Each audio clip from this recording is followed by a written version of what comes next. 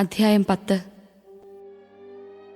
സഹോദരരെ, എൻ്റെ ഹൃദയപൂർവകമായ ആഗ്രഹവും ഇസ്രായേലിനു വേണ്ടി ദൈവത്തോടുള്ള എൻ്റെ പ്രാർത്ഥനയും അവർ രക്ഷിക്കപ്പെടണമെന്നതാണ്. അവർക്ക് ദൈവത്തെക്കുറിച്ച് തീഷ്ണതയുണ്ടെന്ന് ഞാൻ സാക്ഷ്യപ്പെടുത്തുന്നു. ആ തീഷ്ണത ശരിയായ അറിവിൻ്റെ അടിസ്ഥാനത്തിലല്ലെന്നേയുള്ളൂ. എന്നാൽ ദൈവത്തിൻ്റെ നീതിയെക്കുറിച്ച് അവർ അജ്ഞരാകൊണ്ടും തങ്ങളുടെ തന്നെ നീതി സ്ഥാപിക്കാൻ വ്യഗ്രത കാണിക്കുന്നതുകൊണ്ടും ദൈവനീതിക്ക് അവർ കീഴ്വഴങ്ങിയില്ല. വിശ്വസിക്കുന്ന ഏതൊരുവനും നീതീകരിക്കപ്പെടുന്നതിന് ക്രിസ്തു നിയമത്തെ പൂർത്തീകരിച്ചിരിക്കുന്നു. നിയമാധിഷ്ഠിതമായ നീതി പ്രവർത്തിക്കുന്നവർക്ക് അതുമൂലം ജീവൻ ലഭിക്കുമെന്ന് മോശെ എഴുതുന്നു. വിശ്വാസാധിഷ്ഠിതമായ നീതിയാകട്ടെ ഇങ്ങനെ പറയുന്നു: ക്രിസ്തുവിനെ താഴേക്ക് കൊണ്ടുവരാൻ സ്വർഗത്തിലേക്ക് ആർ കയറുമെന്ന് നീ ഹൃദയത്തിൽ പറയരുത്. അഥവാ ക്രിസ്തുവിനെ മരിച്ചവരിൽ നിന്ന് ഉയർത്താൻ പാതാളത്തിലേക്ക് ആറിറങ്ങുമെന്നും പറയരുത്. എന്നാൽ പിന്നെ എന്താണ് പറയുന്നത്? വചനം നിനക്ക് സമീപസ്ഥമാണ്, നിന്റെ അധരത്തിലും നിന്റെ ഹൃദയത്തിലും അതുണ്ട്. ഞങ്ങൾ പ്രസംഗിക്കുന്ന വിശ്വാസത്തിന്റെ വചനം തന്നെ.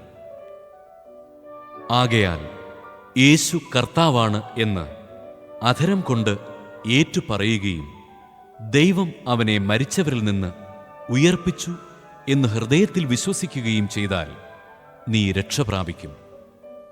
എന്തുകൊണ്ടെന്നാൽ മനുഷ്യൻ ഹൃദയം കൊണ്ട് വിശ്വസിക്കുകയും തന്മൂലം നീതീകരിക്കപ്പെടുകയും ചെയ്യുന്നു. അവൻ അധരം കൊണ്ട് ഏറ്റുപറയുകയും തന്മൂലം രക്ഷ പ്രാപിക്കുകയും ചെയ്യുന്നു. അവനിൽ വിശ്വസിക്കുന്ന ഒരുവനും ലജ്ജിക്കേണ്ടി വരികയില്ല എന്നാണല്ലോ വിശുദ്ധ ഗ്രന്ഥം പറയുന്നത്. യഹൂദനും ഗ്രീക്കുകാരനും തമ്മിൽ വ്യത്യാസമില്ല. ഒരുവൻ തന്നെയാണ് എല്ലാവരുടെയും കർത്താവ്. തന്നെ വിളിച്ചപേക്ഷിക്കുന്ന എല്ലാവരുടെയും മേൽ അവിടുന്ന് തൻ്റെ സമ്പത്ത് വർഷിക്കുന്നു.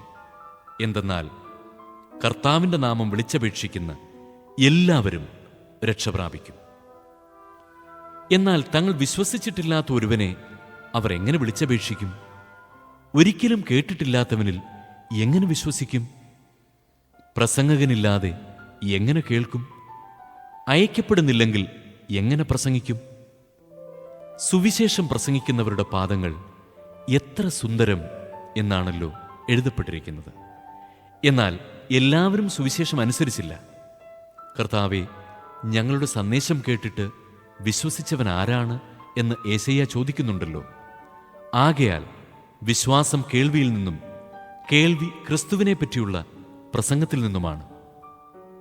എന്നാൽ അവർ കേട്ടിട്ടില്ലേ എന്ന് ഞാൻ ചോദിക്കുന്നു. തീർച്ചയായുമുണ്ട്. എന്തെന്നാൽ അവരുടെ ശബ്ദം ഭൂമി മുഴുവനിലും വ്യാപിച്ചിരിക്കുന്നു. അവരുടെ വചനങ്ങൾ ലോകത്തിൻ്റെ സീമകൾ വരെയും. ഞാൻ വീണ്ടും ചോദിക്കുന്നു, ഇസ്രായേൽ ഇത് ഗ്രഹിച്ചില്ലയോ? മുമ്പേ തന്നെ മോശെ ഇങ്ങനെ പറയുന്നു: ഒരു ജനതയല്ലാത്തവരോട് നിങ്ങളിൽ ഞാൻ അസൂയ ജനിപ്പിക്കും. ബുദ്ധിയില്ലാത്ത ഒരു ജനത്തെക്കൊണ്ട് നിങ്ങളെ ഞാൻ പ്രകോപിപ്പിക്കും. യേശയ്യായും ധൈര്യപൂർവ്വം പറയുന്നു: എന്നെ തേടാത്തവർ എന്നെ കണ്ടെത്തി, എന്നെപ്പറ്റി അന്വേഷിക്കാത്തവർക്ക് ഞാൻ എന്നെ വെളിപ്പെടുത്തി. ഇസ്രായേലിനെ പറ്റിയാകട്ടെ അവൻ പറയുന്നത് ഇങ്ങനെയാണ്: അനുസരണമില്ലാത്തവരും ധിക്കാരികളുമായ ഒരു ജനത്തിനു നേരെ ദിവസം മുഴുവനും ഞാൻ എൻ്റെ കരങ്ങൾ നീട്ടി.